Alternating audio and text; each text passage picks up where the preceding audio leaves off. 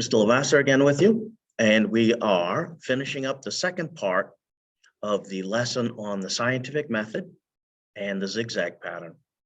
So the scientific method is how scientists discover information. It's a process of experimentation. And the zigzag pattern is a pattern that scientists often write in. Many nonfiction texts, all nonfiction texts, will use this pattern. And the pattern is a very simple one. We have a term, our subject, and then that subject is giving you information in the predicate. So the subject is chemistry, studies is the verb that begins the predicate. Chemistry studies matter and its changes. There's some information in the predicate that will then be carried into the next sentence or the next clause, and it will begin the next clause, it will become the subject of the next clause. So chemistry studies matter and its changes. Changes in matter is the subject of the next sentence. Happen with energy. So that's the zigzag pattern. Let's go to the assignment, please. Get that out now. So we've already done this first page where we went over this example and we talked about how we have the zig and the zag connecting information. And we finished here. The scientific method is a general description of scientific thinking, this way of thinking. So scientific thinking gets brought down, it gets zagged down to the next clause. This way of thinking allows scientists to critically study and solve scientific problems. Scientific problems. So here's your zig, and then we're going to take that term, scientific problems, and we're going to zag it down here. An example of a problem, and then again, why does the door make noise when it opened or closed? This problem.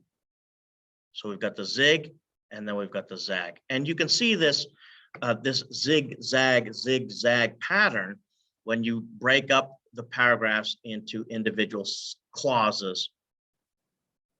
And so here's the video that you're watching right now. You've clicked here and you're watching this video. And what we're going to do is we're going to practice together the zigzag pattern. So let's read the directions. Directions say, here's a sample paragraph from a high school science textbook. I have reorganized the paragraph by breaking the paragraph into individual ideas or clauses. Notice that not every clause followed by clause uses the zigzag pattern, but many do. Highlight processes with pink, underline subjects with red, and underline predicate with blue. Whenever there's a zigzag, draw a connecting line to show the zigzag.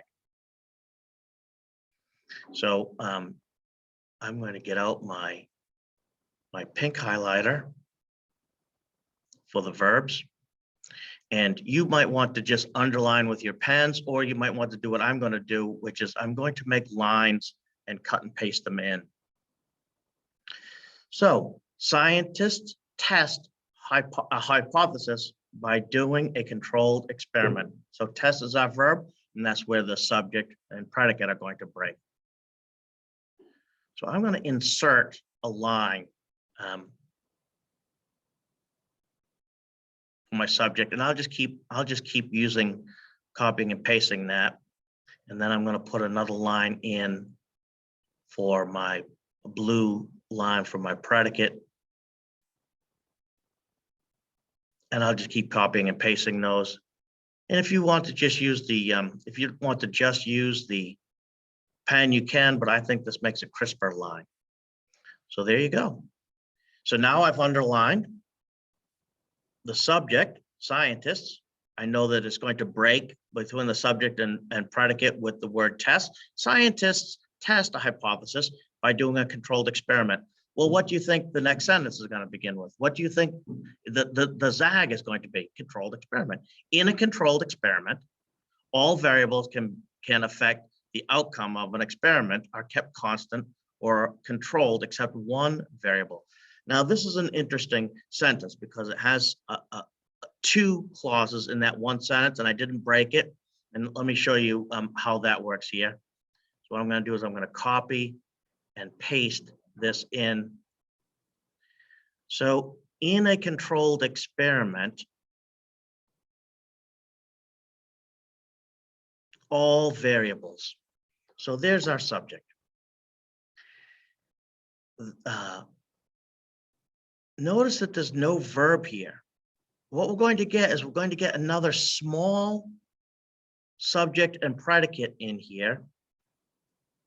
And what this is this is like an idea within an idea. What they're doing is they're adding information about all the variables. So what they've done is they've added a separate idea into this sentence.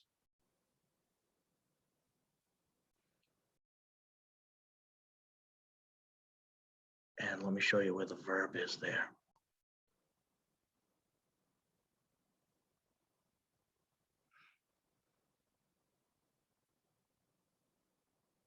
All right, can affect.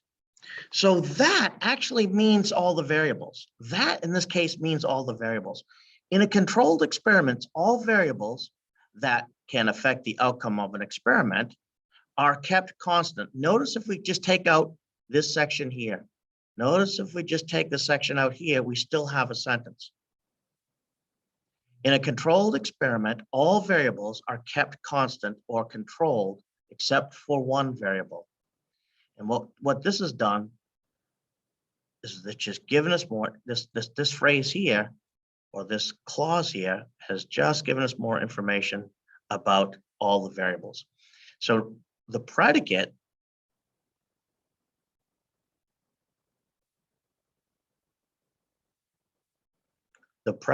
for this is right here, are all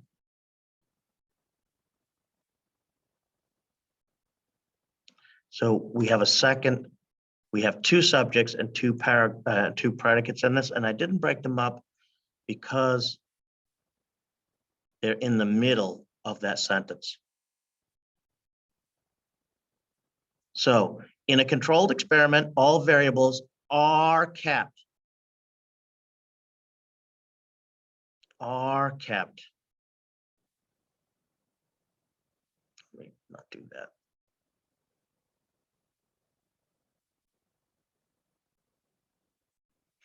And there's the second verb.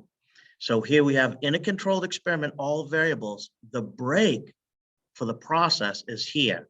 And what they've done again is they've added another idea into this to give you more information about all variables. That's kind of a difficult one, but I didn't want to change the way that the book was written. So let's go down to the next one.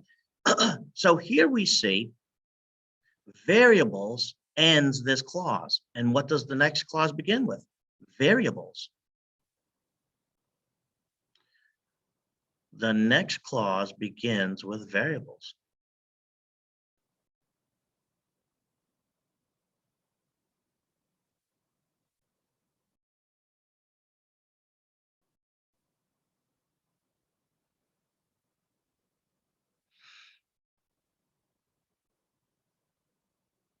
And then our predicate there is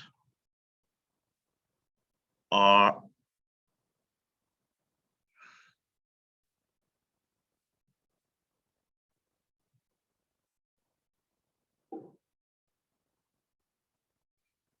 Our predicate there is are factors.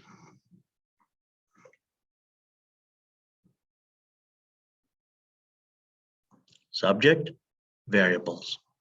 Predicate, are factors. Now let's look at the zigzag pattern here. Scientists test a hypothesis by doing a controlled experiment. Look what we have right here, controlled experiment, and we bring that down, and there's your zag.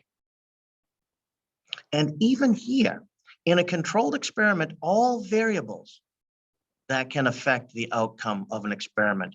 What does that mean? That means all variables.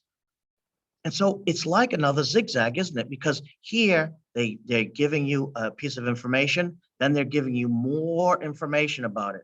It's almost like a predicate with how this clause is used. So that means variables. And so we have like a zigzag pattern there, and you'll see that in a second, another example of that. And so here, variables is the end of this predicate or clause. And then the next clause begins with the subject variables.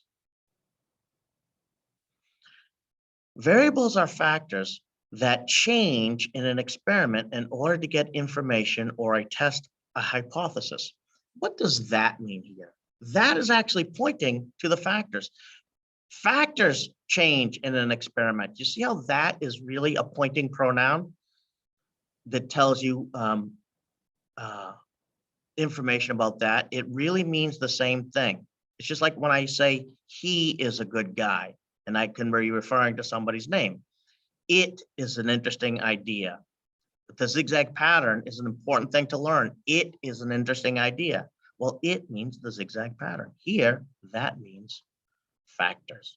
So variables are factors that change, and that is the subject. That change in an experiment, and change is the verb. And so that means it's going to begin the predicate that changes in an experiment in order to get information or test a hypothesis. And I'm going to leave the rest for you to finish. Subject, predicate, highlight the verb or the process word will usually show you where the subject breaks from the predicate. And then you should be able to see the connection. By controlling, well, we didn't get a zigzag here, did we? But look up here, or controlled experiment. What's happened is the zag came from the sentence above. This is actually still zigzagged. It's zigzagged from the sentence before the previous one. All right, I wish you luck. Please ask me any questions. Thank you again for your attention. This is a very important piece of science writing to learn. It will make you a better writer, and it will make you a better reader of nonfiction texts. Zigzag pattern. All right, guys, thanks again.